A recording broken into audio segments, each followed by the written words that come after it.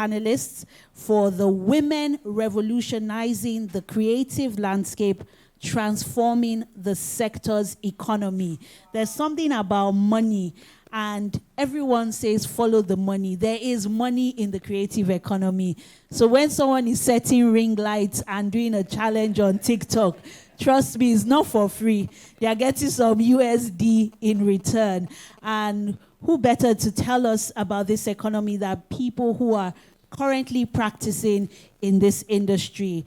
Join me in welcoming, there's so many ways I can describe her. For those of you who grew up in the 90s, you've seen her as a vocalist, you've seen her as a dancer, now you see her as a TV personality, an actress. She's a multi-talented, creative entrepreneur, and I can't wait to hear all she has to share. Join me in welcoming Dakore Egbuson-Akande. And I dare say a mom of two beautiful girls, yes.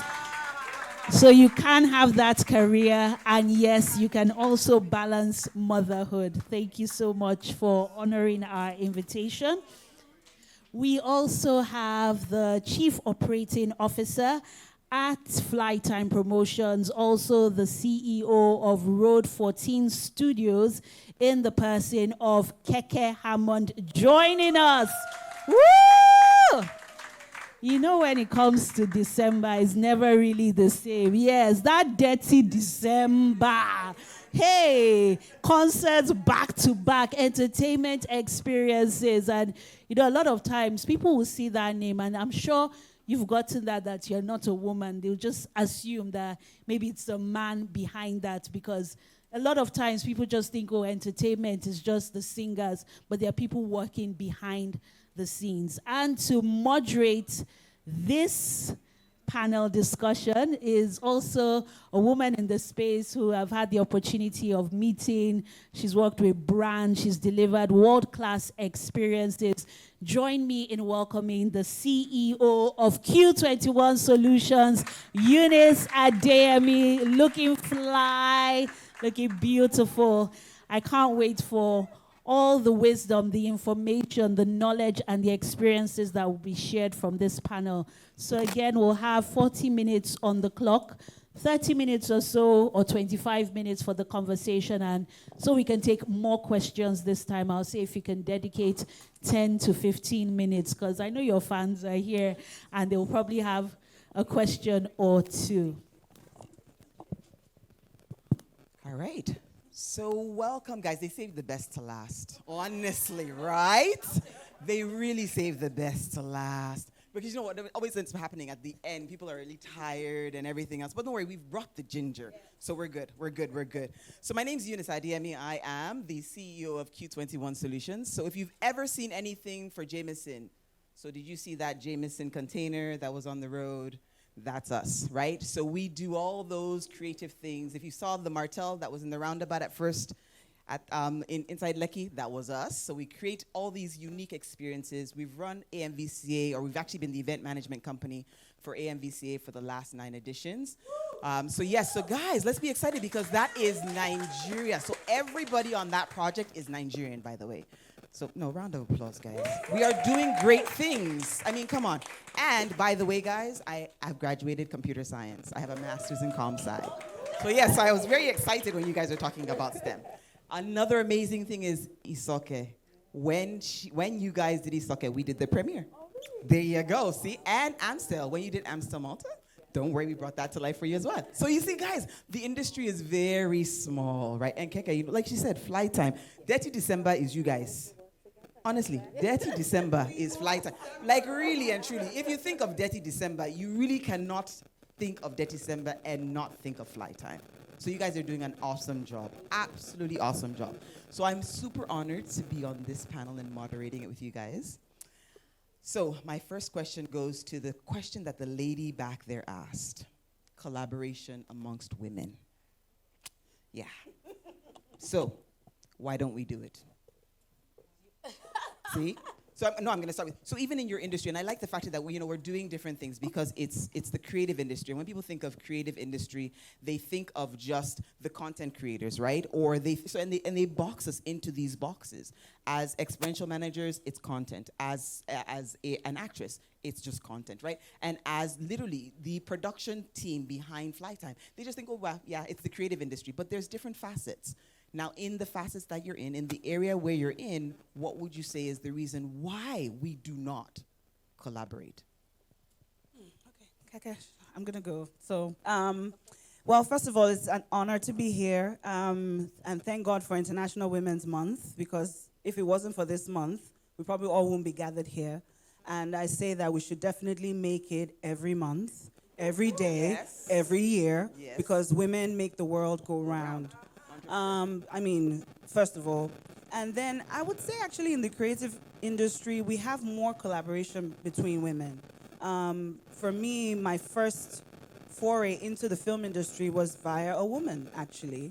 You hear in the industry, the casting couch and all of that. I circumvented that because my first opportunity was by a woman. It was from Isong.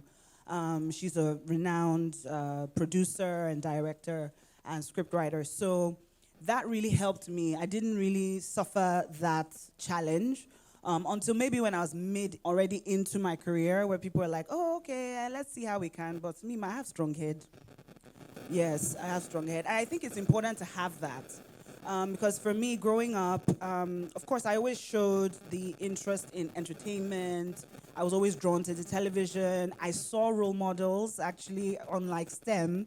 We had Ruth Benamesia Opia. We had Sienna Orwell-Brown. We had these women who are Barbara Soki, who's from where I'm from Bielsa. So I had that. I was really I'm grateful for that now when I think back, because it made me see what was possible. And then my parents also indulged me. I went to Corona, so I had all the recorder lessons, ballet lessons, all of this stuff. And I guess they thought at that point that, oh, it's just for fun, something she loves. Not knowing that, that was my career. That was I was showing them that this is who I am. But of course, at that time, it wasn't popular. Everyone wanted you to be a doctor or a lawyer, that was said earlier. So I told my dad I'm going to be a pediatrician because I loved kids and I did well in science.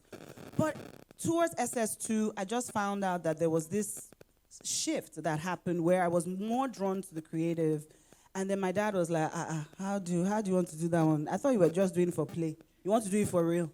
How are you going to do that, How are you going to sustain yourself and all of that stuff? So I had to fight, I had to tell my dad, like, no, this is what I want to do. And he was like, okay. Well, I'm hands off. I can't deal. Yes, this is a real story, my story. You're going to have to take care of yourself from now and this and that. And I did. But you know what? It made me more serious. It made me more focused. I had a point to prove. I don't say it a lot. I mean, now my dad, of course, thinks very differently because it turned out right. Thank God we brought the money in, we brought the prestige, we brought the respect and all of this stuff. But I had to be intentional about how I was going to turn out. Because there's an expectation, a stigma, if you're an actress. I actually hate the word actress. I prefer to be called actor. Because when you have a doctor, you don't say doctress. You don't say lawyeress. You are who you are. So, we'll have to change that. So I realized then that, women were the way for me into the industry. And they've helped to sustain me. I've worked with Mo Abudu. I work with her a lot. I'm in a lot of her productions. Jadisola Oshiberu from Isoke. So I've had a lot of women that have supported my career. So I would say in the creative industry, we're a little bit more hip to the fact that we have to work with each other. But it was actually the men that started the industry, But we as women had to kind of fight for our own space. We had to fight to be seen. We had to fight to say we can direct, we can produce, we can write, we can, So I think we've actually moved ahead, and are really showing the younger ones coming up that you can do it, and we can expand, and you don't have to be just an actor You can be, I mean, I've gone into production, I've produced my film, I've directed it, it's coming out soon, so Guys, watch out. Let's clap. Yes, It's not easy yes, to it's produce. not easy. It's called Blackout, and it's about a young female Afrobeat singer and what she has to go through to get to the top. And I think it's really important to have these, more in the media space. For our younger ones coming up, you were so kind to say, I do have 2 daughters, so I know, again, I have to be very deliberate and intentional about the kind of content that I put out. I have to make sure that they're seeing me going out, going to work, coming back late, sometimes missing certain things, but I talk to them and I let them know that mommy loves you, but sometimes mama gotta do what mama gotta do. So you gotta support, and they do. They're like, oh, mommy, go get them, So of course, them seeing that from home is gonna only let them know that they can do it too, whatever it is that they wanna do. Yeah, so that's me. Nice. I love it. I love it. I love it. I love it. I love it. I love it. So, Keke. So just to buttress what Dakore said, for us actually at Flytime, the truth is that our team is predominantly women. Now, when the live entertainment production space started for music concerts, yes, it was dominated by men. But now, if I were to put out certain names, Diola Atalade, she's female, right? And they do live production. When you think of Alaja, what do? They do live production. So in our company, our team is primarily women. We also have a female show caller. Most people think, oh, the shows are called by men, but it's actually a female. So please, there is so much that women do. We're actually the bedrock of this community. Right? We bring a lot to the table. If we look at a lot of the event planners, a lot of Funke Bokno, I could name names. And we come together and we put this amazing Dirty December together at the end of the year. Right? So when we think about communities and we think about women and we think about these different corporations, they're actually led by incredible women whose names I've mentioned. And together, we come together to create the incredible Dirty December. So in that space, I would say that we collaborate, we work together. But to be honest, there are issues, right? There are trust issues in our environment. Sometimes we're worried that somebody might be taking advantage of us. And what I would say with that is because we're women, we have the ability to read a room and to read, the heart of the person that you are engaging with. So when you come into a partnership and there are certain feelings that you have, because you're a woman, because you have empathy, you can decide, okay, this doesn't work for us at this time. And you can also honestly tell them how you feel. Unlike men sometimes who prefer not to show and not to express, the truth behind why they're not going with these partnerships. So I'm all up for partnerships, and we work together at Flytime. So. So I love the factor that both of you guys talk about, yes, there's collaboration within your spaces. And it does work, right? And I know that it is there. But the truth is that there are still those areas that are very dark and gray. And so for those who are trying to come into the space, I like to paint the roses. I agree. Let's be real. Yes. And let's talk about the truth of the ones that, there's the backbiting and there is the snide comments. So please, let's talk about that. I like the rose that you guys have painted. It's not a problem. But the truth is they want to, because they need to learn at how did you handle it? So when you now had somebody take, for instance, your client, and lo and behold, that's my own. So somebody takes a client. That, yes, I can say the client really, if God wanted it, yes, I can go down the spiritual path and say, yes, what was mine is mine and nobody can take mine. That is very true. But it still hurt. And I knew what to do differently. So I now know that I have strict guidelines in terms of how I expose my clients to certain individuals, right? There are contracts that are put in place. So what did you guys do in your individual spaces when it did happen that we didn't have that collaborative spirit? Should I take that first? Well, I think in general that happens anywhere, right? So I don't think it has to do with being male or female. We're in an environment whereby there are only so many people that can pitch for a particular job or a particular role. So when you're in it with 4 or 5 other people, and perhaps maybe 3 of them are women. It just happens to be that in that space, those are the 4 or 5 people who can do it. So we don't necessarily look at it as, okay, we're at war because we're women. No, we're looking at it as a corporation who can do it better. And what have we done together to be able to do it better? And who have we employed as a team to be able to do it better? So in general, we always say that we're outdoing our last event. We always want to be better than the last. Not because of our gender, but because of who we are as a corporation and what we want to put forth. Coincidentally, we are women, right? So we're putting forth excellence. We're making sure that we're doing these trainings. We're able to talk about what we're doing. When it comes to tech, when it comes to production, we're at the top of our game. So I don't look at it as a gender thing. I look at it as this is what we need to do as the organization. And I like how you said it, and I think that's key for everybody to understand that we don't have to always think about it just being gender alone. Put your best foot forward. Make sure that what you're presenting is excellent. And then there's really no doubt that you can do the job. So thank you very much for mentioning that. Okay. All right. My take is quite similar to Keke in the sense of, you have to come with a spirit of excellence and make yourself an asset.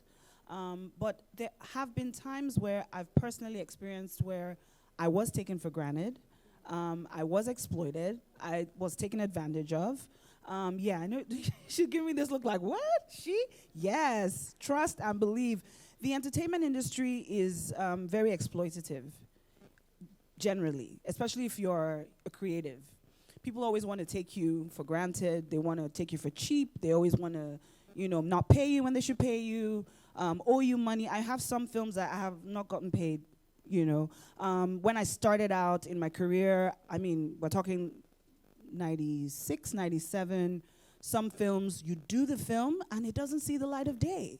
The sweat, the blood, the tears, everything you've put into it does not come out. It happens. But what do? You keep going. There were many times where I could have said, you know what, I'm not doing this anymore. And there was a time that I didn't. For 5 years when I got married and I started having my children, I didn't work.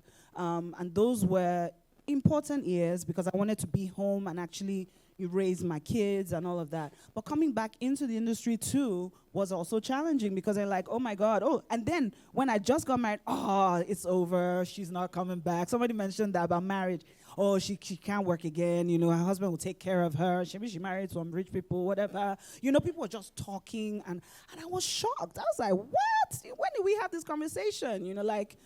I'm still going to do what I'm going to do, but I have to do it in my own way and in my own time, and I believed in myself, and I came, and then I honed the skills. Like I went to study acting again in Chicago. I did what I had to do so that when I came back, I came with fire and ready, So I think you mentioned about when certain things happen, you have to learn from them because the universe is very funny.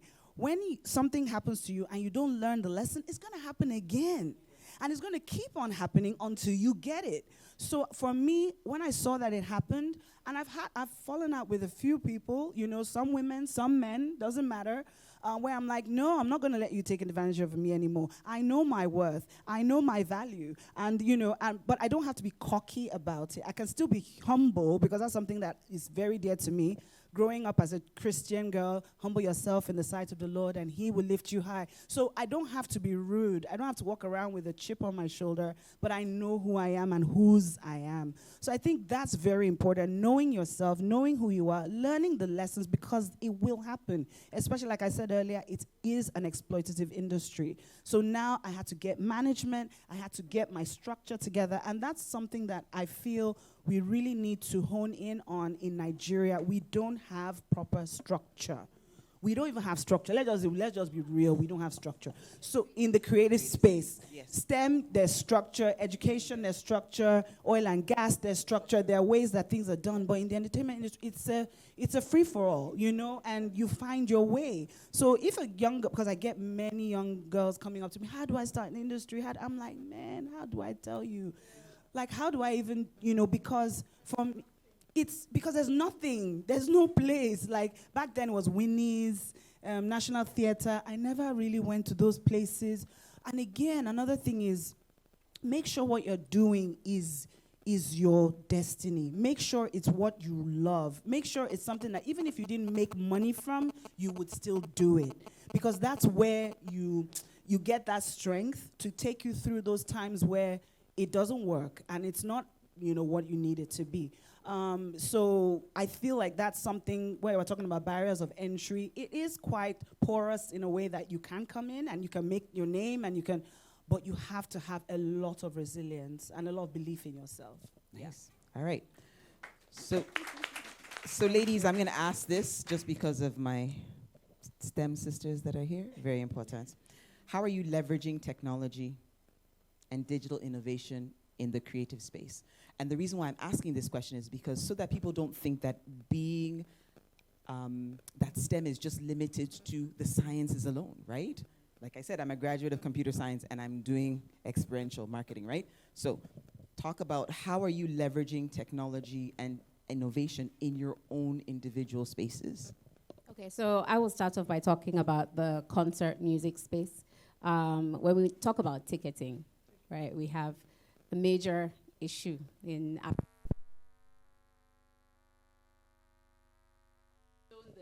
trying to clone the pages so that they can buy tickets. She's there blocking, and it's incredible. We have talented people in our environment. She's a typical Nigerian young girl.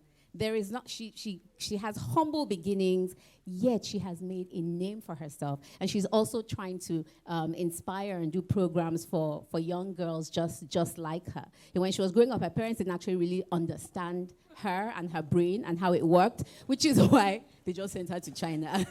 You will flourish there. And when she got there, it was actually very difficult because the kids, the language, but the kids were so advanced. They thought when she was there, she struggled a bit. However, being there made her this incredible person that she is. And as women as well, because I look at her as a younger sister, and it's important to me that all of the people in our team don't disregard her because she's 20, she's young. And that's where working together and understanding some of the issues and the backstories that we all have to lift her up so that she's able to shine and thrive in the position, in the role that she has in our company. So yes, that's how we use technology. It's important. You can't say that you wouldn't. It's impossible. How do you thrive in this environment without AI, without a product engineer, without an event technologist? In everything that we do, even the boards, the screens, every single thing. Often the sound, everything is changed on a yearly basis, and you have to be on top of it, and that's where technology comes in. And I'm really glad you mentioned it because I know that she's there, and I wanted you to talk about her because I think it's really important. We don't realize how many women are behind the scenes, right? I posted something from Ford's. Ford's did an ad for Women's Day, and they listed all the things that would be in a man-only car. And there were so many things, GPS to windshield wipers, were created by women. And there's so much that we don't know that women actually invented. So to have this young lady behind the scenes, we need to talk about her more. My STEM sisters, you need to bring her. This is what I do for a living, bring people together. So yes, please, right? So those are the types of conversations that are really great. So now in your space, darling. In my space, when we started, there was no internet, there was no social media, but now we're leveraging that more and more, like our personal pages, social media. I would say social media because that's where you can showcase your work, you can talk about the things that you're passionate about.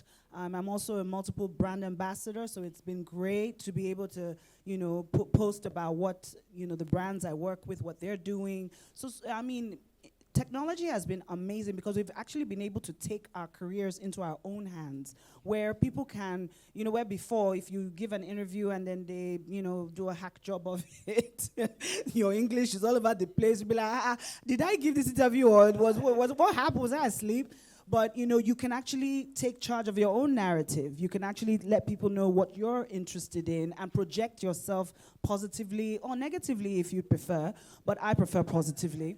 So yeah, I would say social media has been one of the ways that we in the entertainment industry, also another thing in terms of production value has really increased because of technology. Our movies are better, our sound is better, now of course Netflix, streaming platforms, Amazon, Google, all of these, YouTube. Oh my God, YouTube! Don't get me started on YouTube. So so those have also been very, very helpful because for a long time when we started in Nollywood, we were kind of, especially in diaspora, we were kind of relegated to the mom and pop shops, in the lower income areas or where they were more predominantly Africans. But now we're on Netflix. You could just click. I could say, if I'm in LA or I'm in Atlanta or wherever I am, I can say, oh yeah, just put my film in and you can watch my film. That's of course depending on the type of deal you have. But yeah, so definitely technology has been very, very key, very instrumental in the growth of our industry. And of course, women who are like this young lady you're talking about, they've also gotten lots of jobs.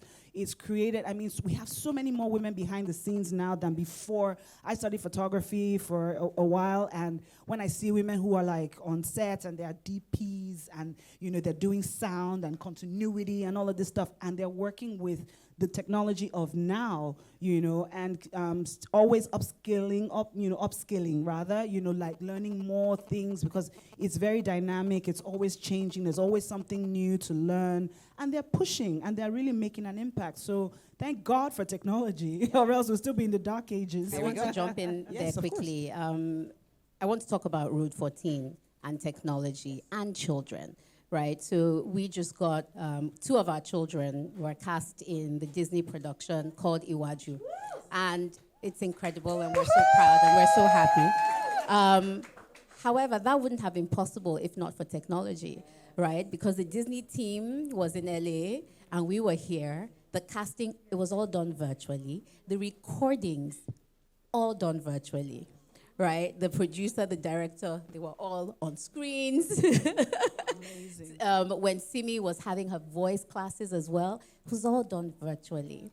Simi and Shiji actually never met. They didn't record in the same room at all. But with technology, they put their voices together, and their chemistry was incredible. One, yes, they are talented, but technology had a huge part to play. So I just had to add that it's not possible for us to do anything in this day and age without technology. I agree with you. 110%. So thank you. And by the way, we did the premiere for that, right? In Lagos Film House. You do everything. I know. I had to put that in there. So ladies, okay, so I've been told we have 4 minutes left. Oh, wow. I know we can talk forever. Right? He said 4 minutes. I have about 10. Oh, okay, yeah. There we go. All right. A woman has spoken. Yes. All right. So in this, and you guys, and I'd love to wrap up because I want to get some questions. So if you think about your career and what you guys have done over the, let's say decades that you guys have been in it, right? Mm-hmm. What would you say to your younger self now? I would say keep going. Keep going, and I did, so I'll just say kudos. I'll be like, yeah, girl, we did it, because when I was younger, I had this dogged determination, even though I didn't understand why. It was like, and I feel like now in hindsight, it was like it was the Holy Spirit. You know how something inside you be telling you, go, keep going. I was very young. I was in uni, and my dad has told me, okay, you're on your own. And I had to work. I had to take care of my siblings. I'm the oldest. So imagine, I'm the Ada of the family. So everything on my head. I have 3 younger brothers and a sister. Timini is our last born. Yes, and he's doing so well. I'm so proud of him. Like, come on. So it's you just keep going, and I'm so proud of my mom as well because she really, and I think it's important that you have great support, because without my mom, because imagine your dad saying, okay, you're on your own, and then your mom's like, you're on your own. Your own don't finish you. I don't know how you do it. No road. I'm just being real, but my mom was like, girl, go, you got it. If I come home and say, like when I did Emotional Crack, for instance, this is 2003. This is pre-LGBTQ. This is accepting who you are, your sexuality, whatever. And I came home and I was like, Mom, I got this script, but I have to play bisexual. Mm-hmm. She's like, I was like, yeah, what do you think? She's like, whatever you do it with class. And I was like, okay. And I went. The director was like, no, people have to do like this. You have to do like this. I said, if I'm going to do this film, we have to do it with class. And that's how we did it with class. And it became this cult classic. Whenever anyone's talking about it, it's always, and that film actually opened doors for me. I found myself at the New York African Film Festival for the film. This is crazy. So believe in yourself. Have support. You can't do it on your own. If you're trying to do it on your own, you will fail. It's just not going to happen. Be intentional about those who give you positive energy. Be intentional about those people. Because there'll be more people that'll be telling you no. I got my dad telling me no. And it wasn't because he was mean. It wasn't because he was wicked. Like in hindsight, he didn't understand. He was like, I'm seeing all these actors and the singers, they are going boss. I trained this child. I don't want her to be. So it was because he was worried. Genuinely, like, how are you going to sustain yourself? But I felt something so strong inside me that keep going, D. Keep going. There's something for you there.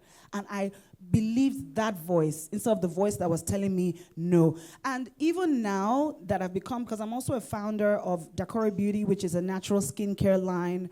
Also at a time that it wasn't cool, I had dreadlocks for 13 years. I don't know if you guys remember when I had my locks.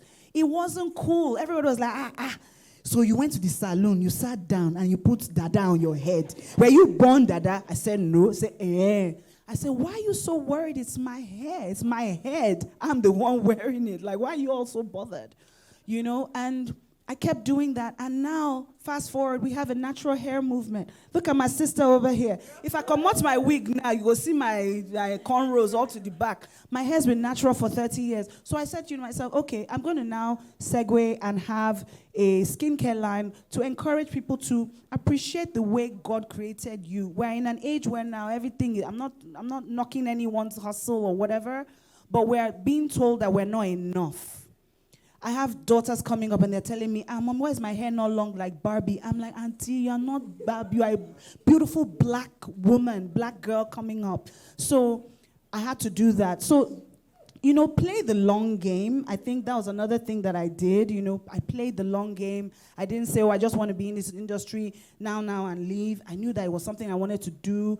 And, keep evolving, keep growing, keep seeking for more knowledge, and my sister here about confidence mentioned explore, because you never know, you might think, I'm only good for this and this and this. That's how come we find that we're multi-skilled.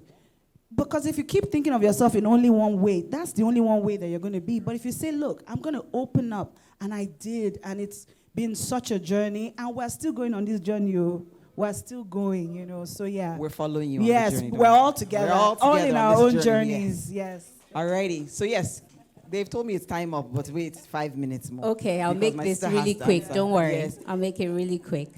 I would say embrace your authentic self. So I believe that we are all made intrinsically different, right? No two people are the same. We're all special, we're all different, we're all vibrant. And there's a time and a season for everything. Embrace who you are, be confident, make sure you put in the work. So if you look at, I would use Ashake as a good example.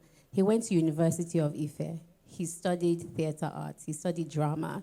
So people look at him now and they say, what? How can a person do this in 1 year, 2 years? There's no artist in Nigeria who's received the amount of fame and recognition that he has. But he put in the work. We just didn't see. So when no one is looking, do your due diligence, put in the work, educate yourself, look at yourself in the mirror and speak life into yourself. Look for glimmers, look for joy in every single thing that you do, but most importantly, be grateful for where you are, because you never know what's to come. And that's it for Love me. it. Love it, love it, love it, love it, love it. Okay, yes. I can hand over the mic. So, guys, it's been awesome. Round of applause for the ladies, please. Right? All right, so questions. So, you are not limiting us just to the 4 questions. No, 2 questions. I will walk around and bring the mic. I sit down? No. Yeah. My name is Tosin Adefope. I am a entertainment lawyer by training, New York and Nigeria. I also work in the UK, but I now call myself an international lawyer. My question is basically following up from what you were saying, in that even if you're not going to make money, you would still do it. However, my mother also told me that if you're doing something and you're not making money, then it's a hobby, it's not a career. So my actual question is also about negotiation tactics, because sometimes as a woman, I find that a challenging place. A lot of times I'm in the room and it's all men, and I'm thinking, should I be gentle or should I be aggressive, you know? And I also wonder how many female lawyers you have working with you, for example, because even in law school, law is usually an area where there are a lot of females. And in the entertainment space, you know, I've seen the way the industry developed in Los Angeles. So we don't need to reinvent the wheel. We can look at, you know, templates that they used. We can look at agreements they get into. How many lawyers do you guys have? What are your negotiation tactics? How many of your lawyers are female? I'll do a Thank quick you one. for So those I 3 have 1 2 questions. lawyers. One is a son, and then one is a lawyer, and they're both family, and one is a female. So my sister-in-law is one of my lawyers, and then my brother-in-law is one of my lawyers as well. Well, I have a management company, and there's a lawyer that's attached to every artist. So that way they look at our contracts, they make sure that everything is everything. If something isn't right, we take it back, we make our notes and all of that. Because it's very important, like you pointed out. The thing is, we can't always adapt what we see in LA or London, because Nigeria is its own animal. Like, it's its own, you know, entity. We're very unique. I like that. We're special. So you definitely need someone who, even like you, who've had all those experiences, you could also bring those and adapt it to what we need here. But yeah, I do work with a lawyer. I don't sign anything without my lawyer reading it, because these are the things that you hear sometimes about artists getting into trouble, like they didn't read the fine print and, you know, they get into trouble down the line. So yeah, and you had 3 questions. It was like 1, 2, negotiation tactics. Well, you said something about what your mom said. It's true, actually. I love when exchange happens, where I do something for you, you do something for me. Don't take advantage of me. Don't take my kindness for weakness. My time is money, you know. But there are also sometimes you may have to just say, you know what, I'm gonna let this one pass. Because you can't be too money conscious, especially in entertainment. When you're starting out, don't even mention money, please. Because if you mention money, they'll say, this one is not ready. It's true. So you have to just have a humility, but then as you grow, as you rise, then your value starts to build. And then you can say, you know what? I'm worth this. I did this, did that. I should get paid more, you know. And then now economically, there are challenges. So when you're talking about negotiation, you have to take into consideration the full 360 picture, so that way you're not denying yourself of opportunities because you're only looking at money. So you feel it out as well. You know, women, we are very instinctive. You know that, okay, this thing, okay, I can close eye and do it, but after this one, I won't do another one. No. Don't be a fool. Don't be a doormat. Don't let anyone take you for granted. Know your worth, and work with your legal team. Like you said, it's very, very important, because we all have our strengths. And if, you know, negotiation is not our strength, because generally artists, we are very bad, because we're so excited by the opportunity. we're like, oh my God, I get to do this. But you're like, how much is the money? Well, we don't like talking about money. Artists generally don't like talking about money, but you need to live. So that's where the legal team comes in. So that's how I negotiate anyway. So my situation is a little different because my husband and I are partners. So he's the CEO and I'm the COO. And we tend to go into rooms together. And what happens all the time is that the eyes are on him. And then he goes, I don't have the money. You're speaking to the wrong person. And I think it also disarms people, right? Because I do have a certain appearance. And then when it comes to negotiations, another person comes out.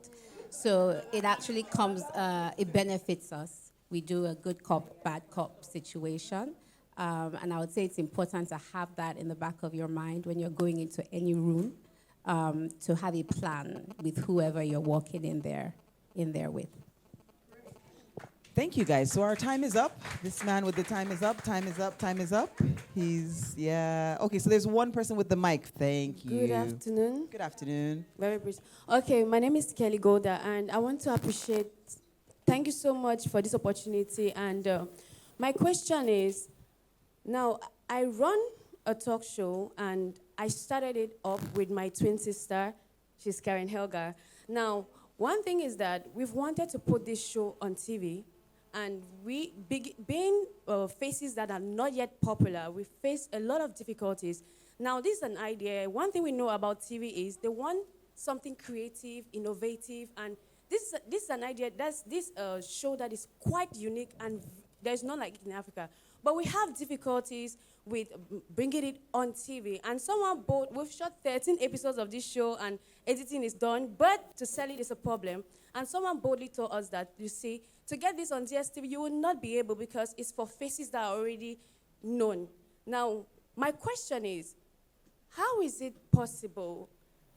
Because at this point, my twin and I are a bit confused on people, young ladies that are like not yet popular, yet have an idea that is sellable, and one that can bring traffic to TV. But because we're not popular here, they give us this, and we cannot get through to this station, and it makes it very difficult. So that's just it. Okay. You know what I would say? Leverage technology. You know, we're in an era now where you can create content and you can put it out yourself. You know, stop YouTube. Hello. Honestly, you can put it on YouTube first, let people see, and then you also push within your network so that you get a lot of views. When you get a lot of views, then you can go to a DSTV. Then you can say, hey, we have 1 million views. They will talk to you, trust me. So don't look at the barriers. Instead, look at what you can leverage now that's in your power. Because if you continue to look at what you can't do, you're not going to do anything. You'll be discouraged because it is, you know, it's a terrifying thing. But kudos to you. You shot 13 episodes. Clap. Please give them a round of applause because that is not even easy to do. So I commend you both for doing that. Well done. But use YouTube. Put your stuff out there. You are lucky. You are lucky. You are in this era. When we started, there was no YouTube. Oh. If you don't, no Instagram, you can use your social media. Build up yourself. You can. And I think you will. You both will. All right. Yep. Lola. Oh, wait. We've been told. Okay. Hi. Oh. Yes, babe.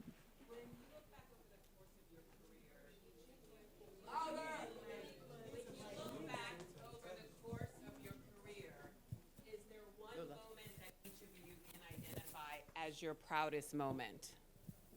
And I'd like you to answer that question as well, Eunice.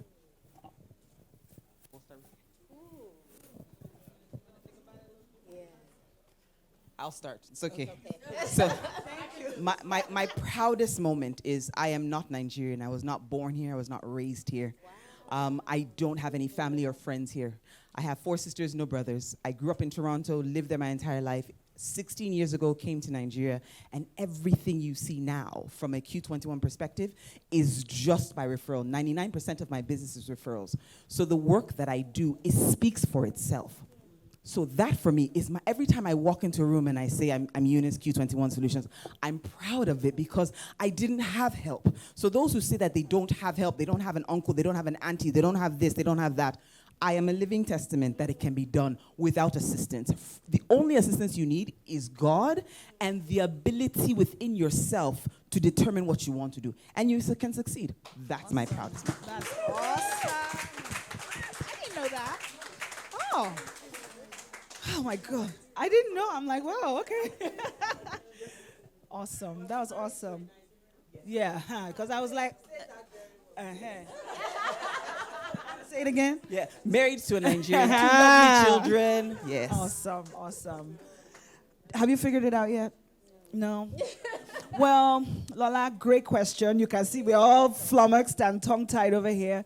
But I think for me, I would say when I won Best Actress for Isoken at the AMA Awards, that was hugely validating for me because I'd started this industry, and I've won several awards before that, but coming back into work after I'd left and, I wasn't sure. I was like, will I be able to get back up to where I was? But I shocked myself. I actually surpassed where I was. I couldn't go for the ceremony because I was on set. Can you imagine? I know. But just the fact that they called my name, and even that it was in Rwanda, I was on set in Lagos, it just filled me with so much pride, and it made my daughters even say, oh, Mommy's the best actress in... To them, it's like best actress in the world. You can't even tell them anything. They don't see or hear anybody. But yeah, I would say that moment, it just really made me feel like, you know what, it's been worth it, and we're still going, We're still going. I like to say that because... We're going to the Oscars. Don't worry, we're going to the Oscars. You know what? Yes, we could go to the Oscars. Yes. But for me, I want us... Yes, thank you. I received that. But at the same time, I would love us to create our own Oscars. Because that validation is not from the West that it has to come from. It has to come from within us. So I want to see that, and I'm speaking that into the universe. I want us to connect ourselves so that we can validate the next generation. Because to me, AMA is our own Oscars. I'm sorry. We have AMVCA as well, but even though that's viewer's choice, which is a little different because it's not jury-based, but we need to enhance our established and the upcoming awards so that we can validate the work that we're doing, because it's a lot of work. It is a lot of work. Forget all the glamour. It's a lot of work. So yeah, thank you. Lola, that's an incredible question. And, they say that it's important to reflect, because when you reflect, then you appreciate the journey. And I sat down here, and I went back in time. And I'm going to take us back a little bit. When I graduated from Howard University, I studied marketing, but my minor was in theater arts. I wanted to do theater arts. And my mom was an English major, and she was into theater, but for some reason she was not very comfortable with me going down that path. So we chose marketing as a nice middle ground, which worked out fine. So I had a job interview in New York, and I'm the last. So she came all the way from Nigeria. She was not a helicopter mom.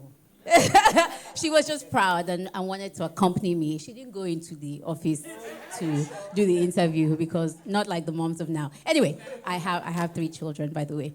So as we were walking to the building, there was a cast with lights and cameras and microphones and everything on the right. And then I pointed to it. I was like, Mommy, this is what I want to do.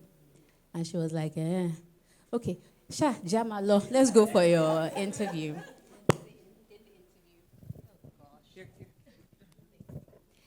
Did the interview. I didn't get the job. I got another job, and then I worked in the US for a year and then moved back to Nigeria. Fast forward, my mom got cancer, and then she had to go to the US, and my siblings were taking care of her, and I was here.